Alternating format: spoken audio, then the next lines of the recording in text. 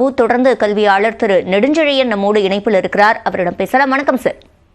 வணக்கம். நிதி விடுவிப்பது தொடர்பாக எந்தவித பதிலையும் கூறாமல் இதில் கொள்கை ரீதியாக பேசப்படுவது என்பது மத்திய அமைச்சர் அளித்திருக்கும் இந்த பதில் என்பது சரியாக இருக்கிறது?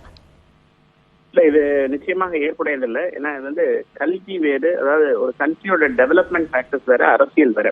நீங்க அரசியல் தளத்துல என்ன வேணாலும் நீங்க சண்டை போட்டுக்கலாம். அது பார்லிமெண்ட்ல வச்சுக்கலாம், கோர்ட்ல வச்சுக்கலாம், எல்லாம் வச்சுக்கலாம். ஆனா குழந்தைங்க படிக்கக்கூடிய கல்வி நிதியை நிப்பாட்டுவதுங்கிறது வந்து அது ஏற்புடையதில்லை. இது வந்து வளர்ச்சி வந்து பாதிக்குது. இது வந்து வளர்ந்த மாநிலங்கள் கொடுக்கக்கூடிய நிதிகளை எடுத்து வளராத மாநிலங்களுக்கு கொடுப்பதற்கான நிதிகள் இங்கிருந்து வரும் பொழுது இந்த ஊர்ல படிக்கிற குழந்தைங்க வந்து படிக்கக்கூடாது அப்படின்னு நினைக்கிறது வந்து அதுவும் மிக மிக தவறு. பொறுத்த வரைக்கும் வந்து பர்த் இஸ் அன் ஆக்சிடென்ட். எந்த குழந்தை எங்க பிறக்கணும்னு தெரியாது. இதுல பாகுபாடுகள் அரசியல் ரீதியா அரசியலை வெளியே வச்சுருக்கீங்க. அண்ட் இது வந்து குழந்தைங்களோட கல்வியை பாதிப்பு வந்து கொண்டு வரக்கூடாதுங்கிறது என்னோட வேண்டுகோள். அதே மாதிரி திரு நெடுஞ்செழியன், தேசிய கல்விக் கொள்கையோடு இணைந்ததுதான் இந்த சமக்ர சிக்ஷா திட்டம் என்று குறிப்பிட்டிருக்கிறார்கள். அது குறித்து இல்ல, இவங்களுக்கு வந்து ஃபர்ஸ்ட் எஜுகேஷன் பிளானிங்ல வந்து அவங்களுக்கு அந்த ஆட்களே கிடையாது, திட்டமிடல. இப்ப new education policy first report வந்து உங்களுக்கு 440 சம்திங் பேஜஸ் வந்தது. இப்ப நியூ டிராஃப்ட் முடிஞ்சு அதுல இருந்து நீங்க ஒரு 77 பேஜஸ் தான் நீங்க ஷ்ரிங்க் பண்ணிருக்கீங்க. அப்ப அதுலயே வந்து நம்ம ப்ராப்பரா வந்து ஒன்றும் பண்ணல.